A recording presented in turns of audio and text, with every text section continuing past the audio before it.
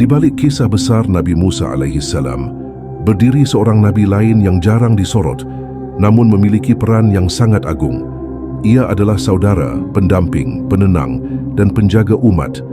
Dialah Nabi Harun alaihissalam. Allah memilih Nabi Harun bukan tanpa alasan. Ia bukan hanya saudara kandung Nabi Musa, tetapi juga penyempurna misi dakwah, penopang di saat berat, dan penyejuk di tengah amarah manusia.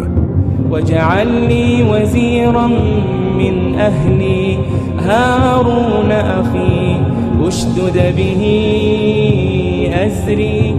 Jadikanlah untukku seorang pembantu dari keluargaku, yaitu Harun saudaraku. Kuatkanlah dengannya punggungku.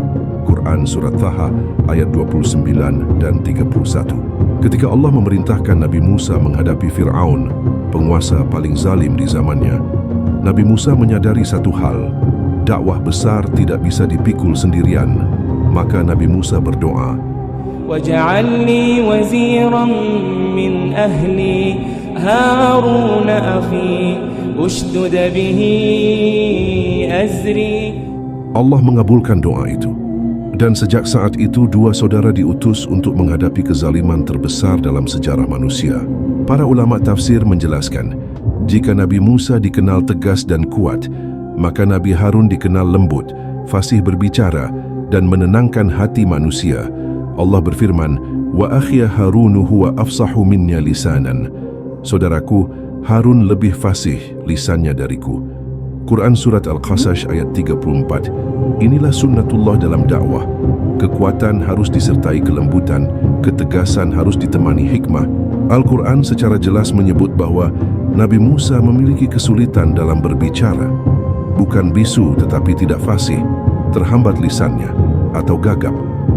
Doa Nabi Musa, قال رب اشرح لي صدري ويسر لي أمري واحلل عقدة من لساني يفقه قولي.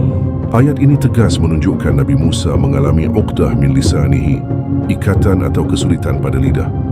Artinya, ya Tuhanku, lapangkanlah dadaku, mudahkanlah urusanku, dan lepaskan kekakuan dari lidahku, agar mereka mengerti perkataanku.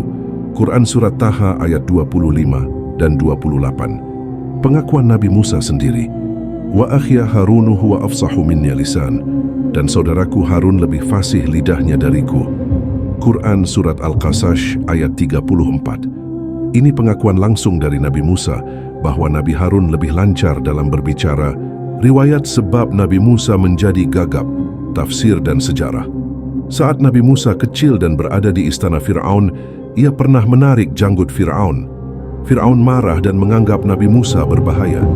Untuk menguji apakah Nabi Musa sadar atau tidak, Fir'aun letakkan bara api dan permata.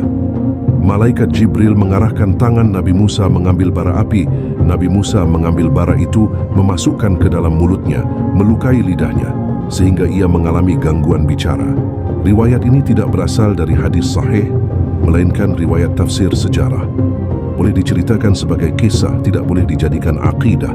Nabi Musa dan Nabi Harun berdiri di hadapan Fir'aun. Dua manusia lemah di hadapan kekuasaan dunia. Namun Allah bersama mereka. فَقُولَا لَهُ قَوْلًا لَيِّنًا لَعَلَّهُ يَتَذَكَّرُ أَوْ يَخْشَى. Maka berbicaralah kamu berdua kepadanya, Fir'aun, dengan kata-kata yang lemah lembut. Mudah-mudahan dia sadar atau takut. Bahkan kepada tirani Allah tetap memerintahkan adab dan kelembutan, namun Fir'aun menolak. Ia sombong, ia mendustakan, hingga akhirnya Allah membinasakannya dan menyelamatkan Bani Israel.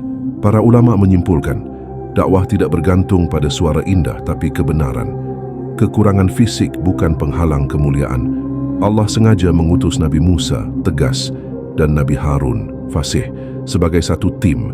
Nabi Musa alaihissalam, seorang Nabi besar, Rasul Ulul Azmi, berbicara dengan Allah secara langsung.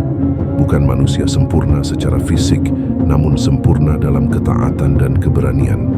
Ini bukti bahwa Allah tidak memilih yang paling fasih, tetapi yang paling taat. Setelah Fir'aun tenggelam, Nabi Musa meninggalkan kaumnya untuk bermunajat di Bukit Thur. Sebelum pergi, Nabi Musa berkata kepada Nabi Harun, gantikanlah aku memimpin kaumku dan perbaikilah mereka. Quran Surat Al-A'raf ayat 142. Inilah ujian terberat Nabi Harun, memimpin kaum yang keras kepala, kaum yang baru saja diselamatkan, namun mudah tergelincir. Di saat Nabi Musa pergi, Bani Israel tergoda. Mereka menyembah anak sapi emas buatan Samiri. Nabi Harun berusaha mencegah. Ia menasihati, ia memperingatkan, وَلَقَدْ قَالَ لَهُمْ هَارُونُ مِنْ قَبْلُ يَا قَوْمِ إِنَّمَا فُتِنْتُمْ بِهِ. Wahai kaumku, sesungguhnya kalian sedang diuji dengannya. Quran Surat Taha ayat 90. Namun mereka menolak Nabi Harun memilih menjaga persatuan, bukan dengan membiarkan kesyirikan, tetapi dengan menahan diri dari pertumpahan darah, menunggu Nabi Musa kembali. Para ulama menjelaskan, Nabi Harun tidak ridha dengan penyembahan anak sapi, tetapi Nabi Harun memilih mudarat yang lebih ringan. Nabi Harun wafat sebelum Nabi Musa. Dalam riwayat sejarah Islam, beliau wafat di wilayah Gunung Hur menurut sebagian ulama, dan wafat dalam keadaan seorang nabi yang menjaga amanah hingga akhir hayatnya. Ia wafat tanpa kekuasaan dunia, tanpa istana. Namun namanya diabadikan Allah dalam Al-Quran, wa kana 'inda lillahi wajihan. Dan ia adalah seorang yang mulia di sisi Allah.